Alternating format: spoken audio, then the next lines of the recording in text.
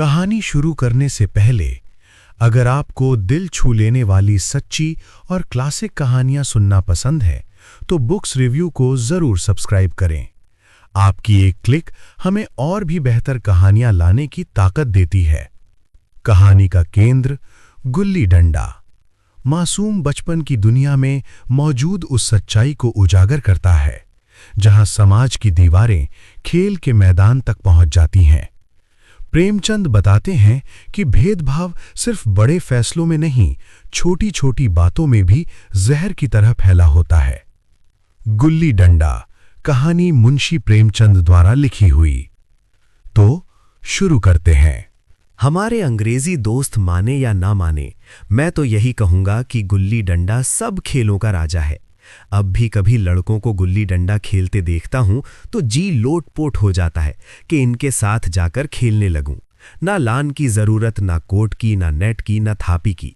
मजे से किसी पेड़ से एक टहनी काट ली, गुल्ली बना ली और दो आदमी भी आ जाएं तो खेल शुरू हो गया।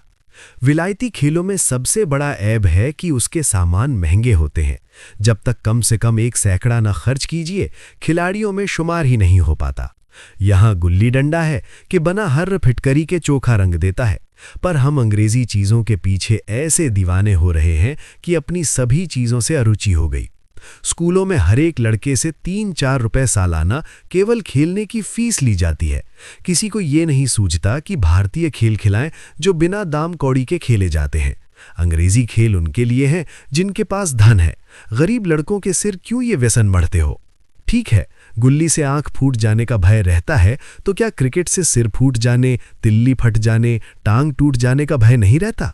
अगर हमारे माथे में गुल्ली का दाग आज तक बना हुआ है तो हमारे कई दोस्त ऐसे भी हैं जो थापी को बैसाखी से बदल बैठे। ये अपनी अपनी रुचि है। मुझे गुल्ली ही सब खेलों से अच्छी लगती है और बचपन की मीठी स्मृतियों में गुल्ली ही सबसे मीठी है। वो प्रातःकाल घर से निकल जाना, वो पेड़ पर चढ़कर टहनियां काटना और गुल्ली डंडे बनाना, वो उत्साह, वो खिलाड़ियों के जमघटे, वो पदना और पदाना, वो लड़ाई झगड़े, वो सरल स्वभाव जिससे छूत अछूत अमीर गरीब का बिल्कुल भेद न रहता था, जिसमें अमीराना चूचलों की, प्रदर्शन की, अभिमान की गुंजाइश ही न थी। ये उसी वक्त भूलेगा जब घर वाले बिगड़ रहे हैं, पिताजी चौके पर बैठे वेग से रोटियों पर अपना क्रोध उतार रहे हैं, अम्मा की दौड़ केवल द्वार तक है, लेकिन उनकी विचारधारा में मेरा अंधकारमय भविष्य टूटी हुई नौका की तरह डगमगा रहा है और मैं हूं कि पदाने में मस्त हूं। न नहाने की सुध है, न खाने की। गुल्ली है तो जरा सी, पर उसमें दुनिया भर की मिठाइयों की मिठास और तमाशों का आनंद भरा हुआ है। मेरे हमजोलियों में एक लड़का गया नाम का था। मुझसे 2-3 साल बड़ा होगा। दुबला, बंदरों की सी लंबी लंबी पतली पतली उंगलियां, बंदरों की सी चपलता, वही झल्लाहट। गुल्ली कैसी ही हो, पर इस तरह लपकता था जैसे छिपकली कीड़ों पर लपकती है। मालूम नहीं उसके माँ बाप थे या नहीं, कहाँ रहता था, क्या खाता था, पर था हमारे गुल्ली क्लब का चैंपियन। जिसकी तरफ वो आ जाए उसकी जीत निश्चित थी। हम सब उसे दूर से आते देख उसका दौड़कर स्वागत करते थे और अपना गोइयां बना लेते थे। एक दिन मैं और गया 2 ही खेल रहे थे। वो पदा रहा था, मैं पद रहा था, मगर कुछ विचित्र बात है कि पदाने में हम दिन भर मस्त रह सकते हैं, पदना 1 मिनट का भी अखरता है। मैंने गला छुड़ाने के लिए सब चालें चली जो ऐसे अवसर पर शास्त्र विहित न होने पर भी क्षम्य है, लेकिन गया अपना दांव लिए बगैर मेरा पिंड न छोड़ता था। मैं घर की ओर भागा। अनुनय विनय का कोई असर न हुआ था। गया ने मुझे दौड़कर पकड़ लिया और डंडा तानकर बोला, मेरा दांव देकर जाओ। पदाया तो बड़े बहादुर बनके, पदने के बेर क्यों भागे जाते हो? तुम दिन भर पदाओ तो मैं दिन भर पदता रहूं? हाँ, तुम्हें दिन भर पदना पड़ेगा। न खाने जाऊं न पीने जाऊं?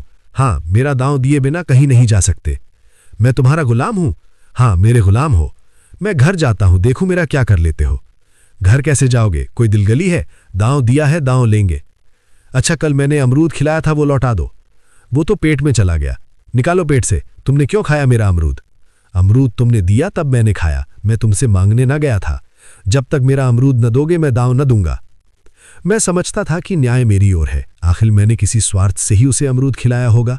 कौन निस्वार्थ किसी के साथ सुलूक करता है? भिक्षा तक तो स्वार्थ के लिए देते हैं। जब गया ने अमरूद खाया तो फिर उसे मुझसे दांव लेने का क्या अधिकार है?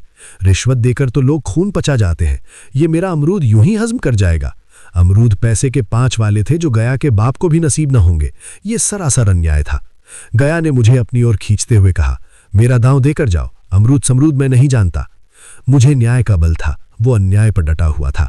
मैं हाथ छुड़ाकर भागना चाहता था, वो मुझे जाने न देता था।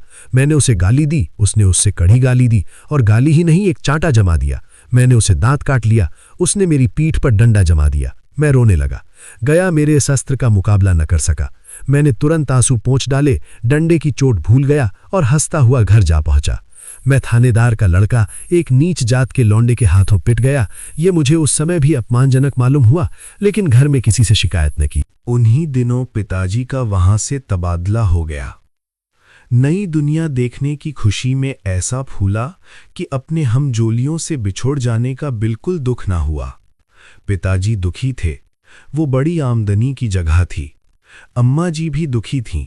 यहाँ सब चीज सस्ती थी और मोहल्ले की स्त्रियों से घराव सा हो गया था। लेकिन मैं सारे खुशी के फूला न समाता था। लड़कों में जीत उड़ा रहा था। वहां ऐसे घर थोड़े ही होते हैं। ऐसे ऐसे ऊंचे घर हैं कि आसमान से बातें करते हैं। वहां के अंग्रेजी स्कूल में कोई मास्टर लड़कों को पीटे तो उसे जेहिल हो जाए। मेरे मित्रों की फैली हुई आंखें और चकित मुद्रा बतला रही थीं कि मुझसे उनकी निगाह में कितनी स्पर्धा हो रही थी। मानो कह रहे थे, तू भागवान हो भाई, जाओ, हमें तो इसी उजड़ ग्राम में जीना भी है और मरना भी। 20 साल गुजर गए।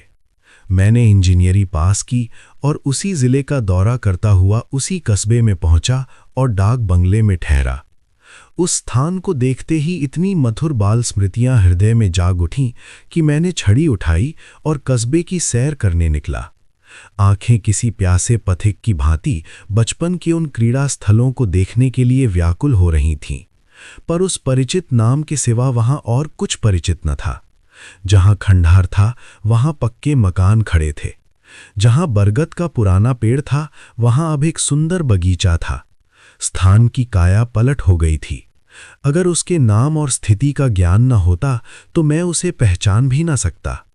बचपन की संचित और अमर स्मृतियां बाहें खोले अपने उन पुराने मित्रों से गले मिलने को अधीर हो रही थीं, मगर वो दुनिया बदल गई थी। ऐसा जी होता था कि उस धरती से लिपट कर रोऊं और कहूं, तुम मुझे भूल गईं, मैं तो अब भी तुम्हारा वही रूप देखना चाहता हूं। सहसा एक खुली जगह में मैंने 2-3 लड़कों को गुल्ली डंडा खेलते देखा। एक क्षण के लिए मैं अपने को बिल्कुल भूल गया कि मैं एक ऊंचा अफसर हूं, साहबी ठाठ में, रौब और अधिकार के आवरण में। जाकर एक लड़के से पूछा, क्यों बेटे, यहां कोई गया नाम का आदमी रहता है? एक लड़के ने गुल्ली डंडा समेटकर सहमे हुए स्वर में कहा, कौन गया? गया चमार? मैंने यूं ही कहा, हाँ वही। गया नाम का कोई आदमी है तो शायद वही हो। हाँ है तो जरा उसे बुला सकते हो? लड़का दौड़ता हुआ गया और एक क्षण में एक 5 हाथ के काले देव को साथ लिए आता दिखाई दिया। मैं दूर से ही पहचान गया। उसकी ओर लपकना चाहता था कि उसके गले लिपट जाऊं, पर कुछ सोचकर रह गया। बोला, कहो गया, मुझे पहचानते हो? गया ने झुककर सलाम किया। हाँ मालिक, भला पहचानूंगा क्यों नहीं। आप मजे में हो? बहुत मजे में हूं। तुम अपनी कहो। डिप्टी साहब का साइस हूं। मतई, मोहन, दुर्गा सब कहाँ है? कुछ खबर है? मतई तो मर गया, दुर्गा और मोहन दोनों डाकिया हो गए हैं। आप? मैं तो जिले का इंजीनियर हूं। सरकार तो पहले ही बड़े ज़हीन थे। अब कभी गुल्ली डंडा खेलते हो? गया ने मेरी ओर प्रश्न भरी आंखों से देखा। अब गुल्ली डंडा क्या खेलूंगा सरकार, अब तो धंधे से छुट्टी नहीं मिलती। आओ आज हम तुम खेलें, तुम पदाना हम पदेंगे। तुम्हारा एक दांव हमारे ऊपर है, वो आज ले लो। गया बड़ी मुश्किल से राजी हुआ। वो ठहरा टके का मजदूर, मैं एक बड़ा अफसर। हमारा और उसका क्या जोड़? बेचारा झेप रहा था, लेकिन मुझे भी कुछ कम झेपना थी। इसलिए नहीं कि मैं गया के साथ खेलने जा रहा था, बल्कि इसलिए कि लोग इस खेल को अजूबा समझकर इसका तमाशा बना लेंगे और अच्छी खासी भीड़ लग जाएगी। उस भीड़ में वो आनंद कहाँ रहेगा? पर खेले बगैर तो रहा नहीं जाता। आखिर निश्चय हुआ कि दोनों जने बस्ती से बहुत दूर खेलेंगे और बचपन की उस मिठाई को खूब रस ले लेकर खाएंगे। मैं गया को लेकर डाक बंगले पर आया और मोटर में बैठकर दोनों मैदान की ओर चले। साथ में एक कुल्हाड़ी ले ली। मैं गंभीर भाव धारण किए हुए था, लेकिन गया इसे अभी तक मजाक ही समझ रहा था। फिर भी उसके मुख पर उत्सुकता या आनंद का कोई चिन्ह न था। शायद वो हम दोनों में जो अंतर हो गया था यही सोचने में मग्न था। मैंने पूछा, तुम्हें कभी हमारी याद आती थी गया? सच कहना। गया झेपता हुआ बोला, मैं आपको याद करता हजूर किस लायक हूं। भाग में आपके साथ कुछ दिन खेलना बदा था, नहीं मेरी क्या गिनती। मैंने कुछ उदास होकर कहा, लेकिन मुझे तो बराबर तुम्हारी याद आती थी। तुम्हारा वो डंडा जो तुमने तान कर जमाया था, याद है ना? गया ने पछताते हुए कहा, वो लड़कपन था सरकार, उसकी याद न दिलाओ।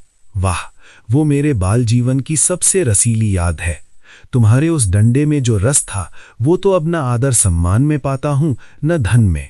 इतनी देर में हम बस्ती से कोई 3 मील निकल आए। चारों तरफ सन्नाटा है। पश्चिम ओर को कोसों तक भीमताल फैला हुआ है, जहां आकर हम किसी समय कमल पुष्प तोड़ ले जाते थे और उसके झूमक बनाकर कानों में डाल लेते थे। जेठ की संध्या केसर में डूबी चली आ रही है। मैं लपक कर एक पेड़ पर चढ़ गया और एक टहनी काट लाया। चटपट गुल्ली डंडा बन गया। खेल शुरू हो गया। मैंने गुच्ची में गुल्ली रखी और उछाली। गुल्ली गया के सामने से निकल गई। उसने हाथ लपकाया जैसे मछली पकड़ रहा हो। गुल्ली उसके पीछे जाकर गिरी। ये वही गया है जिसके हाथों में गुल्ली जैसे आप ही आकर बैठ जाती थी। वो दाहिने बाएं कहीं हो, गुल्ली उसकी हथेली में ही पहुंचती थी, जैसे गुल्लियों पर वशीकरण डाल देता हो। नई गुल्ली, पुरानी गुल्ली, छोटी गुल्ली, बड़ी गुल्ली, नोकदार गुल्ली, सपाट गुल्ली, सभी उससे मिल जाती थीं, जैसे उसके हाथों में कोई चुंबक हो, गुल्लियों को खींच लेता हो। लेकिन आज गुल्ली को उससे वो प्रेम नहीं रहा। फिर तो मैंने पदाना शुरू किया। मैं तरह तरह की धांधलियां कर रहा था। अभ्यास की कसर बेईमानी से पूरी कर रहा था। हुच जाने पर भी डंडा खेले जाता था। हालांकि शास्त्र के अनुसार गया की बारी आनी चाहिए थी। गुल्ली पर ओछी चोट पड़ती और वो जरा दूर पर गिर पड़ती तो मैं झपटकर उसे खुद उठा लेता और दोबारा टांड लगाता। गया ये सारी बेकायदगियां देख रहा था, पर कुछ न बोलता था, जैसे उसे वो सब कायदे कानून भूल गए हों। उसका निशाना कितना अचूक था। गुल्ली उसके हाथ से निकलकर टन से डंडे से आकर लगती थी। उसके हाथ से छूटकर उसका काम था डंडे से टकरा जाना। लेकिन आज वो गुल्ली डंडे में लगती ही नहीं। कभी दाहिने जाती है, कभी बाएं, कभी आगे, कभी पीछे। आधे घंटे पदाने के बाद एक गुल्ली डंडे में आ लगी। मैंने धांधली की। गुल्ली डंडे में नहीं लगी, बिल्कुल पास से गई, लेकिन लगी नहीं। गया ने किसी प्रकार का असंतोष प्रकट नहीं किया। न लगी होगी। डंडे में लगती तो क्या मैं बेईमानी करता? नहीं भैया, तुम भला बेईमानी करोगे। बचपन में मजाल था कि मैं ऐसा घपला करके जीता बचता, यहीं गया गर्दन पर चढ़ बैठता, लेकिन आज मैं उसे कितनी आसानी से धोखा दिए चला जाता था। गधा है, सारी बातें भूल गया। सहसा गुल्ली फिर डंडे से लगी और इतनी जोर से लगी जैसे बंदूक छूटी हो। इस प्रमाण के सामने अब किसी तरह की धांधली करने का साहस मुझे इस वक्त भी ना हो सका। लेकिन क्यों ना एक बार सबको झूठ बताने की चेष्टा करूं। मेरा हर्ज की क्या है? मान गया तो वाह वाह, नहीं 2-4 हाथ पदाना ही तो पड़ेगा। अंधेरा का बहाना करके जल्दी से छुड़ा लूंगा, फिर कौन दाव देने आता है। गया ने विजय के उल्लास में कहा, लग गई, टन से बोली। मैंने अनजान बनने की चेष्टा करके कहा, तुमने लगते देखा? मैंने तो नहीं देखा। टन से बोली है सरकार, और जो किसी ईंट से टकरा गई हो। मेरे मुख से यह वाक्य उस समय कैसे निकला, इसका मुझे खुद आश्चर्य है। इस सत्य को झुटलाना वैसा ही था जैसे दिन को रात बताना। हम दोनों ने गुल्ली को डंडे में जोर से लगते देखा था, लेकिन गया ने मेरा कथन स्वीकार कर लिया। हाँ, किसी ईंट में ही लगी होगी। डंडे में लगती तो इतनी आवाज ना आती। मैंने फिर पदाना शुरू कर दिया, लेकिन इतनी प्रत्यक्ष धांधली कर लेने के बाद गया की सरलता पर मुझे दया आने लगी। इसीलिए जब तीसरी बार गुल्ली डंडे में लगी तो मैंने बड़ी उदारता से दांव देना तय कर लिया। गया ने कहा, अब तो अंधेरा हो गया भैया, कल पर रखो।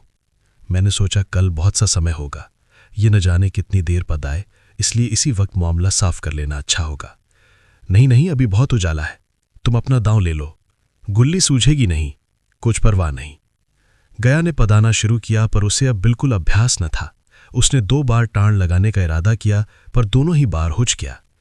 1 मिनट से कम में वो दांव खो बैठा। मैंने अपनी हृदय की विशालता का परिचय दिया। एक दांव और खेल लो, तुम तो पहले ही हाथ में हुच गए। नहीं भैया, अब अंधेरा हो गया है, तुम्हारा अभ्यास छूट गया, कभी खेलते नहीं। खेलने का समय कहाँ मिलता है भैया। हम दोनों मोटर पर जा बैठे और चराग जलते जलते पड़ाव पर पहुंच गए। गया चलते चलते बोला, कल यहां गुल्ली डंडा होगा, सभी पुराने खिलाड़ी खेलेंगे, तुम भी आओगे? जब तुम्हें फुर्सत हो तभी खिलाड़ियों को बुलाऊं। मैंने शाम का समय दिया और दूसरे दिन मैच देखने गया। कोई 10-10 आदमियों की मंडली थी। कई मेरे लड़कपन के साथ ही निकले। अधिकांश युवक थे जिन्हें मैं पहचान न सका। खेल शुरू हुआ। मैं मोटर पर बैठा बैठा तमाशा देखने लगा। आज गया का खेल, उसका नैपुण्य देखकर मैं चकित हो गया। टाण लगा था तो गुल्ली आसमान से बातें करती। कल किसी वो झिझक, वो हिचकिचाहट, वो बेदिली आज न थी। लड़कपन में जो बात थी आज उसने प्रौढ़ता प्राप्त कर ली थी। कहीं कल इसने मुझे इस तरह पदाया होता तो मैं जरूर रोने लगता। उसके डंडे की चोट खाकर गुल्ली 200 गज की खबर लाती थी। पदने वालों में एक युवक ने कुछ धांधली की। उसने अपने विचार में गुल्ली लपक ली थी। गया का कहना था गुल्ली जमीन में लगकर उछली थी। इस पर दोनों में ताल ठोकने की नौबत आई है। युवक दब गया। गया का तमतमाया हुआ चेहरा देखकर डर गया। अगर वो दब न जाता तो जरूर मारपीट हो जाती। मैं खेल में न था, पर दूसरों के इस खेल में मुझे वही लड़कपन का आनंद आ रहा था जब हम सब कुछ भूलकर खेल में मस्त हो जाते थे। अब मुझे मालूम हुआ कि कल गया ने मेरे साथ खेला नहीं, केवल खेलने का बहाना किया। उसने मुझे दया का पात्र समझा। मैंने धांधली की, बेईमानी की, पर उसे जरा भी क्रोध न आया, इसलिए कि वो खेल न रहा था, मुझे खेला रहा था। मेरा मन रख रहा था, वो मुझे पदाकर मेरा कचूमर नहीं निकालना चाहता था। अब मैं अफसर हूं। ये अफसरी मेरे और उसके बीच में दीवार बन गई है। मैं अब उसका लिहाज पा सकता हूं, अदब पा सकता हूं, साहचर्य नहीं पा सकता। लड़कपन था तब मैं उसका समकक्ष था। ये पद पाकर अब मैं केवल उसकी दया योगी हूं। वो बड़ा हो गया है, मैं छोटा हो गया हूं। कहानी को यहां तक सुनने के लिए बहुत बहुत धन्यवाद। कहानी क्या बताती है? जिस समाज में बच्चे भी बराबरी से नहीं खेल सकते, वहां इंसानियत बड़ी होकर भी पूरी नहीं हो पाती। अगर ये कहानी आपको अंदर तक छू गई हो तो वीडियो को लाइक कीजिए और ऐसी ही सच्ची कहानियों के लिए चैनल को सब्सक्राइब जरूर कीजिए। इस कहानी को उस इंसान के साथ भी शेयर करें जिसे आप समझते हैं कि इसे सुनना चाहिए। आपकी एक सब्सक्राइब हमें अगली कहानी लाने की ताकत देती है। और अगर आपका कोई सुझाव हो तो हमें कमेंट में जरूर बताएं। धन्यवाद।